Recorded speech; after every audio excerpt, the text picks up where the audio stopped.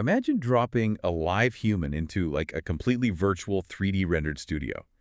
Now try moving the physical camera. If Right. that virtual background doesn't shift at the exact same millisecond, the illusion is just instantly broken. Yeah, it completely ruins the shot.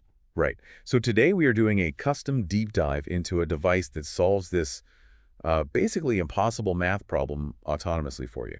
We are staring down the spec sheet for the Bolin Technology R9-420NW PTZ camera. It is a $4,695 piece of hardware. It is definitely a serious investment, for modern broadcasters. Absolutely. So we're unpacking this for you today to uncover exactly why this camera is a total game changer for your productions. Well, to understand the value here, we really have to look at the baseline first. I mean, we all know standard PTZs handle basic pan and tilt, but this one pairs a Sony 4K image sensor with a 20x optical zoom and a 16x digital zoom. Which is a pretty massive reach. Oh, totally. But the real context is how it handles all that data. It's pushing 4K 60 Ultra HD resolution through a 12G SDI output, and that is a connection built to handle massive, uncompressed 4K video streams without, breaking a sweat. Okay, let's unpack this. Because capturing a crisp image at a distance, well, that's just table stakes for high-end gear at this point. The real leap here is how this camera actually thinks about the visual data. Yeah, the processing is where it gets crazy. Exactly. Yeah. Instead of just blindly adjusting light like an old webcam, it has this AI-powered autofocus and auto-exposure. It's almost like having a tiny, invisible Hollywood cinematographer built right into the device. It actively reads faces like a topographical map, prioritizing the subject over, say, some glaring LED screen behind them. What's fascinating here is how that AI actually pairs with the Freed protocol. Right, the Freed integration. That's huge for VR and AR, isn't it? It is, because your AR engine needs to know exactly where the physical camera is in 3D space to render that background correctly. So Freed basically translates the mechanical grinding of the camera's internal gears into digital math.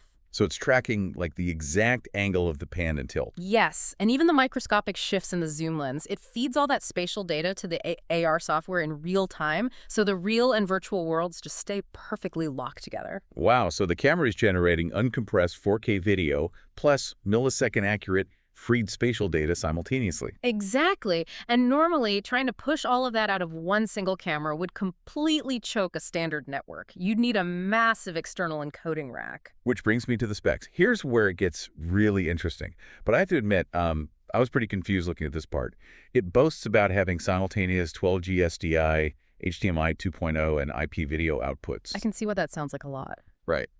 I look at this and it feels like they just crammed every port imaginable onto the back just to justify that high price tag. Like, in what real-world scenario are you actually pulling 3 different cables out of one camera at the exact same time? It just sounds like a gimmick. It's a really fair point. It definitely sounds like complete overkill until you look at how discrete processing works in a live hybrid event. This specific feature is actually called true tri-output. Okay, so it's not just a basic splitter taking one signal and mirroring it 3 times. No, not at all. The processing chips inside allow you to output entirely independent formats simultaneously. Wait, really? So I can actively assign different jobs to different ports on the back of the camera? Precisely. Think about a massive corporate gig, for example. You could use the HDMI to send a high-resolution 4K feed directly to a giant in-room display for the live audience. Okay, that makes sense. And then, at the exact same time, you route a broadcast-grade SDI feed out to a production truck sitting in the parking lot. And simultaneously, you are sending an NDI stream over your IP network straight to the web. Oh, wow. And NDI is highly compressed for low latency, right? Exactly. All of that, with completely different formats, is being managed right from the camera itself. So what does this all mean for you listening? I think you really have to stop thinking about the Bolin R9 as just a lens on a motorized mount.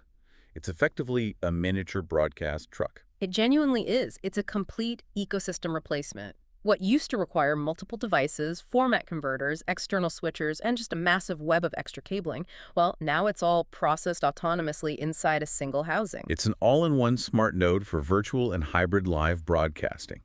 Which really leaves us with one final thought to ponder as you look at your own production workflows. Yeah, where does the industry go from here? Exactly.